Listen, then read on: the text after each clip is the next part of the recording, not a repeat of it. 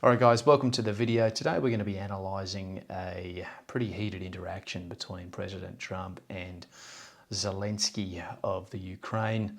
They've just been behind closed doors having some tough negotiations, I think, and it spilled out in front of the world's media, which is never good. But let's have a look at this and see if we can analyse it from a leadership perspective. Here we go. You see the hatred he's got for Putin. It's very tough for me to make a deal with that kind of hate. He's got tremendous hatred. And I understand that, but I can tell you the other side isn't exactly in love with, him either. So it's not a question of alignment. I'm aligned with... All right, let's pause there real quick. You can see the body language from Zelensky is uncomfortable. He's got his hands clasped together. He's shifting around in his seat. Doesn't look super comfortable with what's being said at the moment. The world. I want to get the thing set. I'm aligned with Europe. I want to see if we can get this thing done. You want me to be tough? I could be tougher than any human being you've ever seen. I'd be so tough. But you're never going to get a deal that way, so that's the way it goes. All right, one more question. I want to respond to this. So look, for 4 years in the United States of America, we had a president who stood up at press conferences and talked tough about Vladimir Putin, and then Putin invaded Ukraine and destroyed a significant chunk of the country. The path to peace and the path to prosperity is maybe engaging in diplomacy. We tried the pathway of Joe Biden of thumping our chest and pretending that the President of the United States' words mattered more than the President of the United States' actions. What makes America a good country is America engaging in diplomacy. That's what President Trump is doing. Can I ask you? Sure. Yeah? Yeah. Okay. So he occupied it. All right, I'm just going to pause it there. So JD Vance has sort of thrown a little bit of a grenade into the meeting here with a bit of an unusual interjection, it has to be said. He's playing politics. At the end of the day, he's trying to support his leader in the course of action that Donald Trump has taken here by trying to go for the diplomatic path, so fair enough. Don't think it's intended to be an attack on Zelensky, but let's see where we go from here. Our parts, big parts of Ukraine, part of East and Crimea. So he occupied it on 2014. So during a lot of years, so I'm not speaking about just Biden, but those time was Obama, then President Obama, then President Trump, then President Biden, now the President Trump, and God bless, now President Trump will stop him. But during 2014, nobody stopped him. He just occupied and took. He killed people. You know what the contact line? 2015. 2014 2014. and 2014. 2014. Yeah. So I was not here. Yeah, but that's exactly right. Yes, but during 2014 till 2022, yeah, the situation the same. The people have been dying on the contact line. Nobody stopped him. You know that we had conversations with him. A lot of conversation, my bilateral conversation, and we signed with him, me, like a new president. In 2019, I signed with him the deal. I signed with him, Macron and Merkel, we signed ceasefire. Ceasefire, all of them told me that he will never go. We signed with him.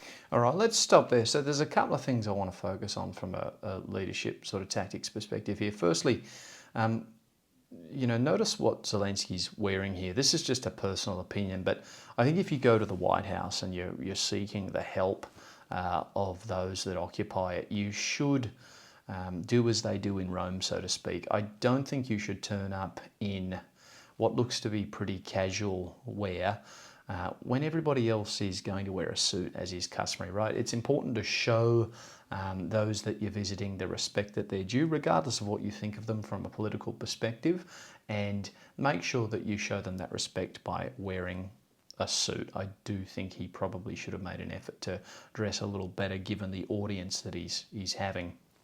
Right here, though, you can tell that it's sort of starting to get a little bit contentious. I think there might have been some potentially heated discussions behind the scenes, and it's clearly spilling out onto this stage in front of the cameras, and it's not off the rails yet, but you can see it's getting a little bit contentious. So let's see what happens.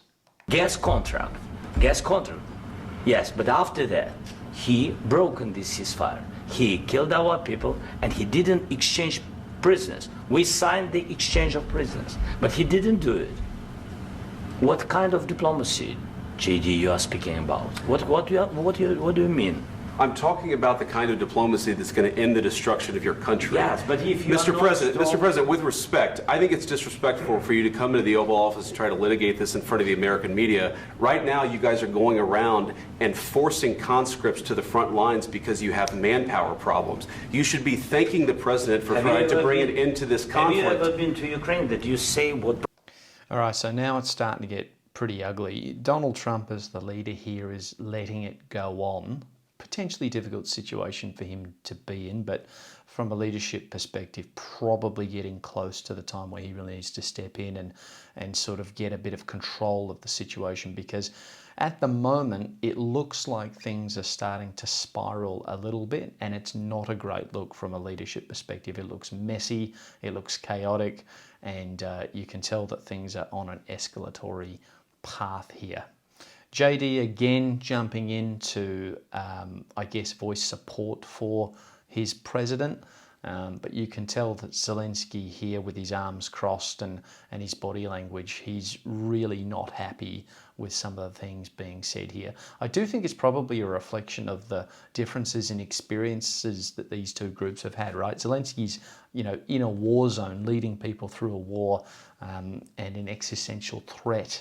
Whereas the Americans here are in a very different position, aren't they? They are secure, they hold all the cards, so to speak. So potentially, or quite likely, very different levels of stress and skin in the game.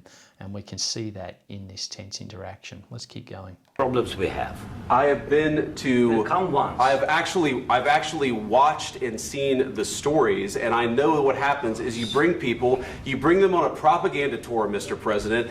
Do you disagree that you've had problems bringing people into your military? And do you think that it's respectful to come to the Oval Office of the United States of America and attack the administration that is trying to prevent the destruction of your country? A lot of questions. Let's start from the beginning. Sure. First of all, during the war, everybody has problems. Even you, but you have nice ocean and don't feel now, but you will feel it in the future.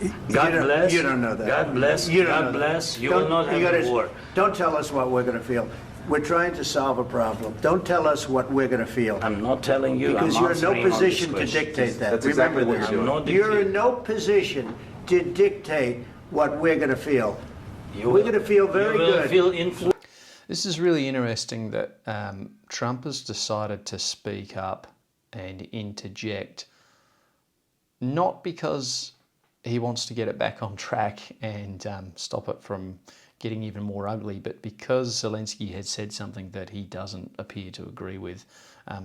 Looks like he's about to escalate the situation even further. Interesting choice from a leadership perspective, given how chaotic things have already got. You would have thought that he'd be going the other way, trying to calm things down and say, look, let's have these conversations, but let's do it in private behind closed doors, rather than doing this in front of everybody. Not a great look so far. We're going to feel very good and very strong. You will feel influence. You're right now not in a very good position. You've allowed yourself to be in a very bad position, and he happens to be right about it. From the very beginning of the war. You're not in a good position. You don't have the the cards right now. With us, you start having not playing cards. cards. Right now, you don't. I'm very You're playing serious, cards. Mr. President. You're I'm playing very cards. serious. You're I'm gambling the with the president lives in of war. millions of people. You think You're you- gambling with World War What III. what you're You're speaking gambling about? with What you're World speaking War about? III. And Yeah. what you're doing is very disrespectful to the country, this country. That's with back all to respect to you. your Far country. more than a lot of people said very they respect. should have. Have you said thank you once? This A lot entire of meeting? times. No, in this Even entire meeting, today. have you said thank Even you? today. You went to Pennsylvania and campaigned for the opposition in October. Offer some words of appreciation for the United States of you're America speaking about? and the Yeah, so now we're completely off the rails here. So you notice that Trump's tactic here is to get louder and basically overpower Zelensky here. There's a lot of talking over the top of each other. Again, not great leadership from either men at this point, to be fair. Looks really childish, looks really unprofessional. And then JD is jumping in here again, not really helping the situation at all, in fact making it worse. And now demanding that Zelensky says thank you. So it really has disintegrated into just an all-out farce at the moment. Kind of crazy to think that these people lead in the highest offices available globally. That's a sobering thought when you see behaviour like this, which is just unprofessional in anybody's language. Let's see where we go from here. A president who's trying to save your country. Please, you think that if you will speak very loudly about the war, He's not speaking loudly. He's not speaking loudly. Your country's in big trouble. Can I Wait a answer? minute. No, you've done a lot of talking. Your country is in big trouble. I know. You're not winning. I know. You're not winning this. You have a damn good chance of coming out okay because of us. Mr. President, we are staying in our country, staying strong from the very beginning of the war. We've been alone, and we are thankful. I said thanks You haven't in been this alone. cabinet, You and haven't not been only alone. in this cabinet. We gave you, through this said stupid thank president, $350 billion. You voted we gave for you your military president. equipment, You and you voted men for are your brave, president. but they had to use our military. What about we are speaking? If you didn't have You our invited military me- equipment, you invited if me you to didn't speak. have our military equipment, this war would have been over in 2 weeks. In 3 okay? days. So this is a really interesting little interaction here, and you can see both sides of it, right? So Donald Trump is saying, look, the US has supported you. You haven't been alone. We've given you $350 billion worth of arms and weapons to defend yourself. That's a statement of fact. Of course, there absolutely has been a lot of help financially and from a weapons supply perspective to Ukraine. So that's a correct statement. What I'm really interested in here from a leadership perspective is the position that Zelensky's in, because he's not in a position of power. He's having to lead up the chain, and he's having to influence so that he can get a good outcome for the people of Ukraine. A couple of missteps for him, I think, at the moment. So firstly, I said not dressing the way that he should. That was a mistake. It signals disrespect, or at least being out of touch with what's required in an environment like that. But also, from his perspective at the moment, I'm just assuming emotion got the better of him, because I can't see any possibility of a favourable outcome by litigating this in front of the world's media in this environment at the moment, regardless of whether he is upset by what JD Vance and Donald Trump are saying or not. It just doesn't seem like something that he is in any way going to benefit from. So from a leadership perspective, I think he would have been far better biting his tongue, not biting the hand that feeds, which is a really important rule to remember when you're in leadership, and perhaps having this discussion behind closed doors. Not a great piece of leadership from him, if I'm honest, but understandable given the stress he's under. Let's see where we go from here. I heard it from Putin in 3 days. This is something Maybe new. less. In 2 weeks. Of course, yes. It's going to be a very hard thing to do business like this. I tell you. Just say thank you. I said a lot of times thank you to American people. Accept that there are disagreements, and let's go litigate those disagreements rather than trying to fight it out in the American media when you're wrong. We know that you're wrong. But you see, I think it's good for the American people to see what's going on. I understand, sir. I think it's I very understand. important. That's why I kept this going so long. You have to. All right, so Donald Trump at the moment, with this little interjection, appears to be trying to put lipstick on a pig. The reason that it went on for as long as it did was because it spiraled out of control, and he didn't jump on this as quickly as he should have. Knowing how bad this looks and the stage that they're operating on and the headlines that this was going to make, really he should have shut this down a lot quicker with a bit of tact and taken it behind closed doors.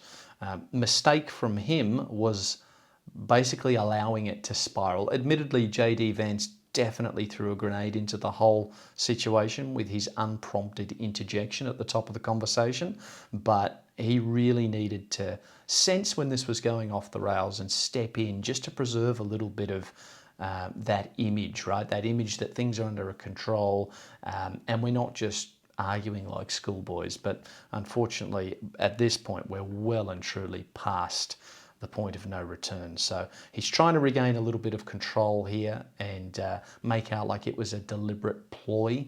Not the case. Don't think he's fooling anyone here. To be thankful. You don't have the cards. Thankful. You're buried there. You're People are dying. tell you You're again, running low I know. on soldiers. Don't- Listen, don't, please, you're running Mr. low President. on soldiers. It would be a damn good thing. Mr. And then President. then you tell us, I don't want a ceasefire. I don't want a ceasefire. I want to go and I wanted this. Look, if you could get a ceasefire right now, I tell you, you take it so the bullets stop flying and your men stop getting killed. Of course, we want to stop the war. But you're saying you don't want a ceasefire. But I said to you, I want a ceasefire. with guarantees. Because you'll get a ceasefire faster than an agreement. Ask our people about ceasefire, what they think. That wasn't doesn't with matter me. for you what- That what wasn't this with me. means. It That was wasn't with with you. a guy named Biden who was not a smart person. This That is was your, with, this that is was with your Obama. president. It was your president. Excuse me. That was with Obama, who gave you sheets, and I gave you javelins. Yes. I gave you the javelins to take out all those tanks. Obama gave you sheets. In fact, the statement is Obama gave sheets and Trump gave javelins. You got to be more thankful, because let me tell you, you don't have the cards. With us, you have the cards. But without us, you don't have any cards. One more question. Okay, I think we'll stop it there, but you can see how awkward that got and how out of control that got. Look, just by way of closing, from a leadership perspective, no one comes out looking good there. You know, really, it looked as if tensions had spilled over. They all should have been handled behind closed doors. Maybe it's symptomatic of the intense emotions that were at play, especially from Zelensky. You can understand leading people through a war zone and feeling what can only be an immense amount of pressure to prevent people from dying by getting the help and assistance you need from the likes of the United States of America. But this one went off the rails. Some leadership mistakes made on both sides for sure. But I think what is really apparent is the lack of tact from both parties, really. JD should never have interrupted like he did. Trump should have pulled it up a lot sooner. And I also think that Zelensky really should have dressed better and maybe bitten his tongue, just knowing the position that he was in, i.e. you're in somebody else's house and you need to show a little bit of respect, given that, as Trump rightly pointed out, he doesn't hold the cards. So he really isn't in a position to be talking down to people or talking in an aggressive, accusatory manner the way that he was. So just a little bit of situational awareness there probably would have gone a long way. By all means, have the conversation, but do it behind closed doors. Quite a stark contrast to the likes of Barack Obama. If you've watched my analysis on interactions that he's had with hecklers and whatnot, very calm, very considered, and because of that, appears to be in control at all times. This was a competition of competing voices. One of the interesting differences between these two and how Obama handles situations is he allows the other person to talk themselves out, the air to clear, and then he starts up giving his point of view, rather than trying to talk over the top of someone and waste energy and really make the whole thing look pretty amateurish.